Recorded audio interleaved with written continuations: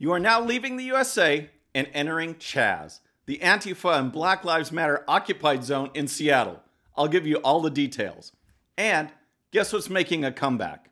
That's right, national anthem kneeling.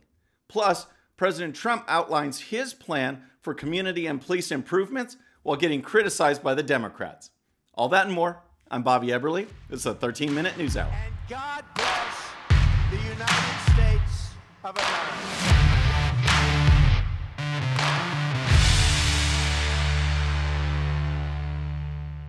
All right, friends, welcome to the show. Happy Friday. I hope you've had a great week. If you're new to the show, thanks so much for tuning in.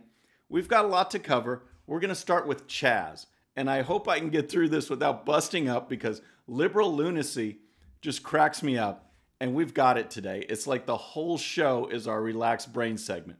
We're going to talk about Chaz, which is the Capitol Hill Autonomous Zone, this 5 or 6 block area created in Seattle because police abandoned their precinct and Antifa and Black Lives Matter rolled in. So for some background, what happened is police were engaging with rioters and protesters. They were getting pummeled with water bottles and bricks and more. And they were worried that the precinct was going to be overrun, that it was going to be burned, destroyed, or whatever. So rather than putting down the rioters, the protesters, they decided to abandon the building. They decided to just leave it. So they left it. In that area that was blocked off, they removed the barricades, and their thought was that the protesters would just now march on through to another area. Well, they didn't march on through, they marched in, and now they've stayed. They've put those barriers back up, and now there's a sign that says, "You are now leaving the USA. Welcome to Chaz." Here's a report. On Monday, police boarded up a downtown precinct, and since then, hundreds of protesters, reportedly from Antifa, Black Lives Matter, and others, have moved into the area, declaring it the Capitol Hill Autonomous Zone, or Chaz. So it's unreal. These left-wing radicals have taken over a portion of the city. They are occupying it. It's fenced off. It's got barricades around it. You can't come and go unless you show them your papers. I'll get into some of that, but here's more of the report. And the protesters appear to be turning against their own, storming City Hall, demanding the resignation of Mayor Jenny Durkan. Unusual, since Durkan is a progressive who has long supported far-left issues.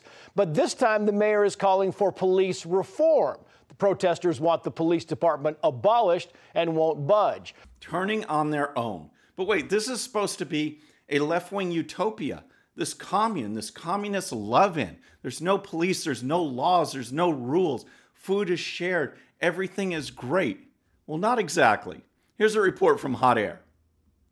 The denizens of this new experiment in police-free living were probably envisioning a utopia full of peace and community love. Instead, they got a new self-appointed police force led by a rapper named Raz Simone. On Wednesday, someone posted a video clip to Reddit which shows Simone and a group of people confronting a graffiti artist. Things escalate, and eventually the tagger is assaulted by someone in the group and has his phone taken away. Folks, this is too crazy to believe. So you've got these left-wingers. What is going on right now? Defund the police. That's what all these riots are about. Defund the police. The first thing that's established here is a rogue police force led by a rapper who's declaring himself the warlord. They're walking around with guns, enforcing law and order. It's just so insane when you got it against the defund the police movement. You've got checkpoints. People are getting checked. This is an abandoned area. The police department, the police precinct was abandoned, but people live and work in this area. They have to check in. They're being stopped and frisked for firearms. This is exactly the policy that was in New York that was deemed to be racist, even though it did cut down on crime. They're doing it there. Then there's the food. They invited some homeless folks in. The homeless folks stole their food. Now this group's out of food. And here's a post from a Chaz resident there, living there. The account is now protected, but here's the tweet. Alerta number 2. The homeless people we invited took away all the food at the Capitol Hill Autonomous Zone. We need more food to keep the area operational. Please, if possible, bring vegan meat substitutes, fruits, oats, soy products, etc. Anything to help us eat. Anything to help us eat except actual real food. And then there's the shakedowns. We have heard anecdotally reports of citizens and businesses being asked to pay a fee to operate within this area. This is the crime of extortion. So how could all this happen? The police chief said this was not her call. She put out a video to her officers saying it was not her call to abandon the precinct. And here's that report. Addressing the takeover of the area surrounding the Seattle Police Department's abandoned East Precinct building, Chief Carmen Best said in a video addressed to her officers Thursday, major chaos had been averted, but also that she was angry about how the situation unfolded. The decision to board up the precinct, our home, the first precinct I worked in, was something I had been holding off. You should know, leaving the precinct was not my decision. We'll see how this all works out, folks, but the timing is perfect. With all these folks out of a job, I wonder if some of them even had a job. They have nothing better to do. They're just going to sit. There's teach-ins. There's love-ins. It's all good over there. They're breaking the law. They're occupying the city, and we'll see how long it lasts. It's just such a crack up that these lefties, the lefty leaders, don't know what to do with these folks. What are they going to do? It's absolutely amazing. But now you've got a police force. You've got stop and frisk. You've got extortion going on, all in this left-wing utopia. Senator Ted Cruz went on Twitter. He posted this, which kind of sums it up. Proving we don't need corporations. We don't need money. This can become a commune where everyone just helps each other. Yeah, we'll have one guy who makes bread, and one guy who he looks out for other people's safety. You mean like a baker and a cop? No, can't you imagine a place where people live together and provide services for each other in exchange for their services? Yeah, it's called a town. You kids just haven't been to college yet. But just you wait. This thing is about to get huge. Wow. Peace and love during the day, warlords and shakedowns by night. And this left-wing city, the left-wing leaders are just letting it happen. It's absolutely amazing, and it'll be interesting to watch. All right, so next we're going to move on to national anthem kneeling. But first, if you love the show, folks, if you're new to the show, please subscribe and please hit that bell so you'll be notified. We're making our push for 100,000 subscribers by Election Day. 100K by Election Day, and we can do it with your help. So now we're going to talk about national anthem kneeling because we saw what happened in the NFL. They started doing it. People rebelled. People boycotted. Well, guess what? It's back because of this whole defund the police, because of this one incident and all these riots.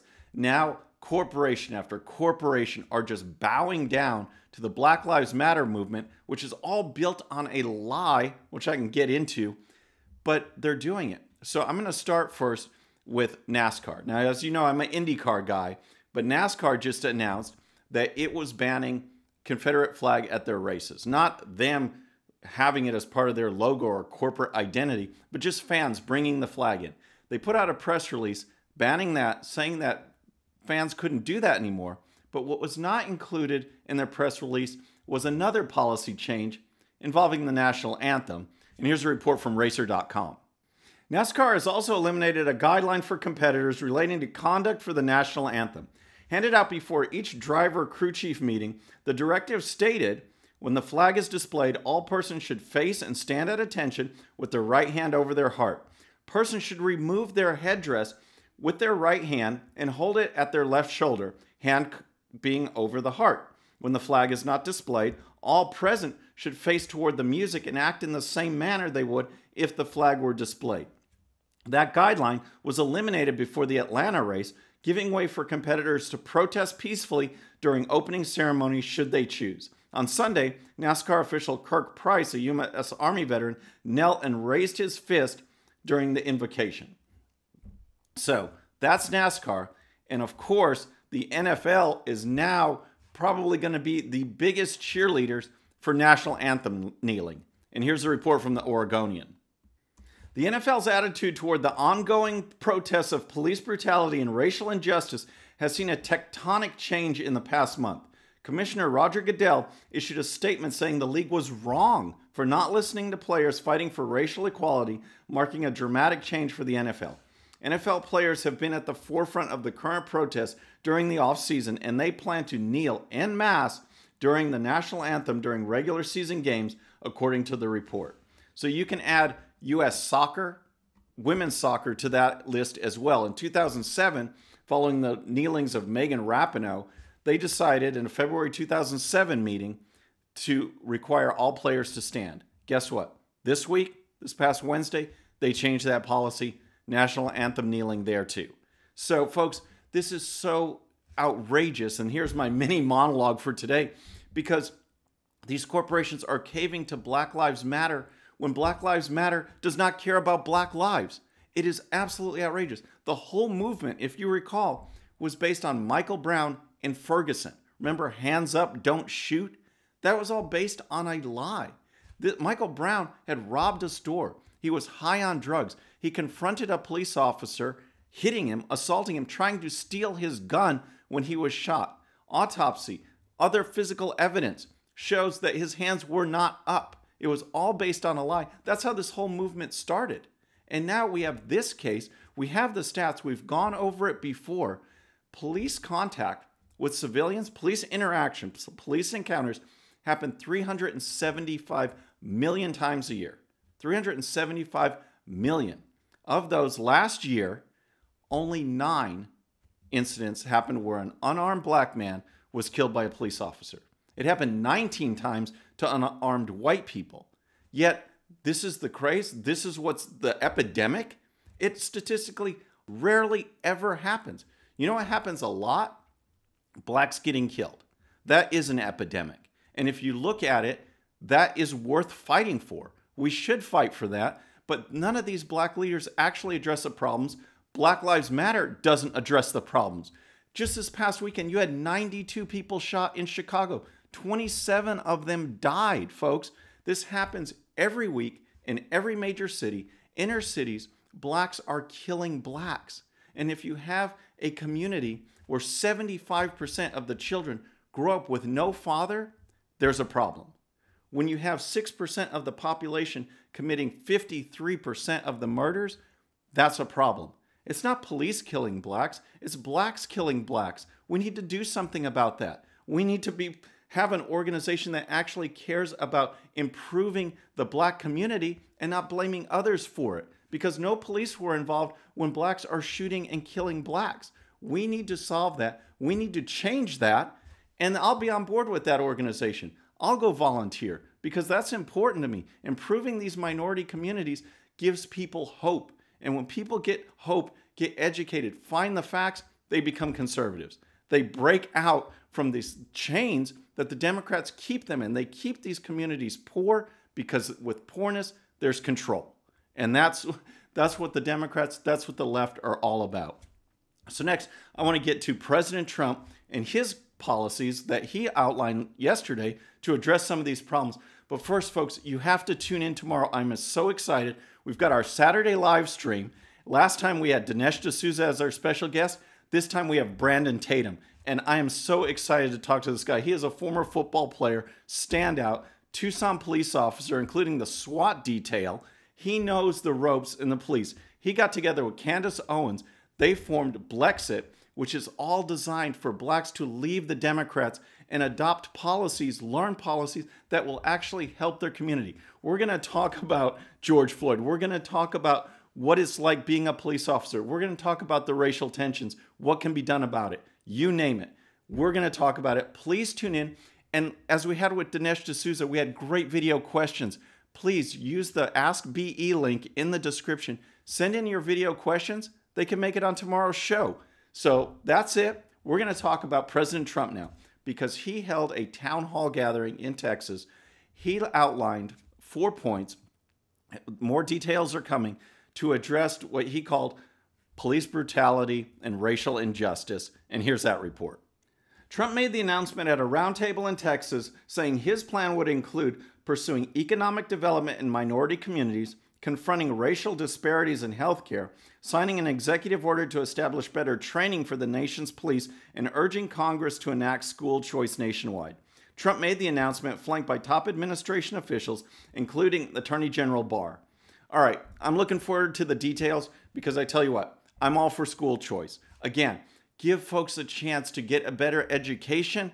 They will make better choices down the line. Improving the police force, we could always do that. We should always be striving to do that. Investing in minority communities, we need to see some results in the more minority communities that these places can stay safe. Look at all the businesses that were burned to the ground. Look at our show last Wednesday when we saw that businesses in Minneapolis, some in Chicago, won't be coming back. And why should they? Why would you want to dedicate all that time, all those resources to building a business, something you put your heart and soul into, only to see the officials, the police, everyone just pull back and let it be destroyed? Let all your stuff be stolen or your whole business burnt to the ground. So we've got to have improvements in the community before we can have people invest in the community and trust that it'll be okay. It's just outrageous. So we'll see how that goes. And finally, folks, it's Friday. It wouldn't be a Friday without asking all these Democrats, all these left-wing loonies, do you have a relaxed brain? I got what you call, like, I don't know, a relaxed brain. All right, first, we got to give it up for Chaz. We got to give it up for Chaz again because, again, this is so hilarious. We want to end the police. They establish police. Stop and frisk is racist. We're going to have stop and frisk. It's just so hilarious what's going on there that they definitely make it into relaxed brain. Next, I want to talk about the Democrats and how their hypocrisy knows no limits. Well, so now those Democrats that were cheering George Floyd protests are coming out and blasting President Trump for wanting to start his rallies again. Here is a tweet from Democrat in Florida, Val Demings. I joined a Healing and Hope rally last night to speak with our community as America grieves. All right, so that was June 8th. Then just yesterday, June 11th, she tweets this. Unfortunately, Florida is experiencing a new surge in COVID-19 cases.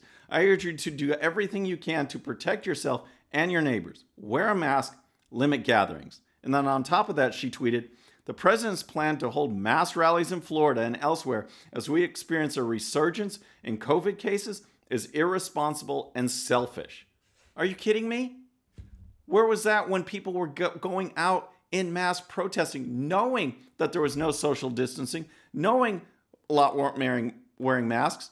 They did it anyway. These people didn't care. Then there's Bernie Sanders, who tweeted this. Congratulations to all who are out on the streets today peacefully protesting. Together we will end police brutality. Together we will defeat Trump. Together we will fight for a government based on justice and compassion, not greed and lies. That was June 6th. Then yesterday, June 11th, he tweets this.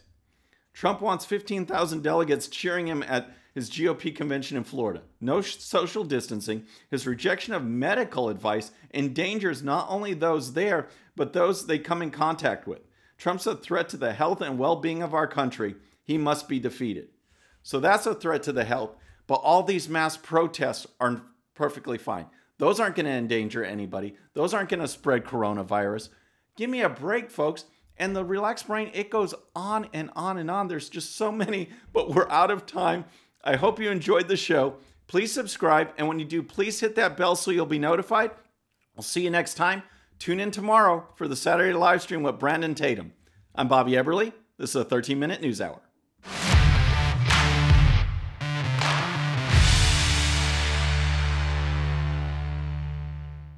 Okay, friends, thanks so much for watching. And before you go, please hit that subscribe button, hit that bell so you'll be notified. And here's a special video just for you so you can watch even more of the 13-minute news hour. And don't forget to check out GOPusa.com for the best in conservative news and commentary. We'll see you next time.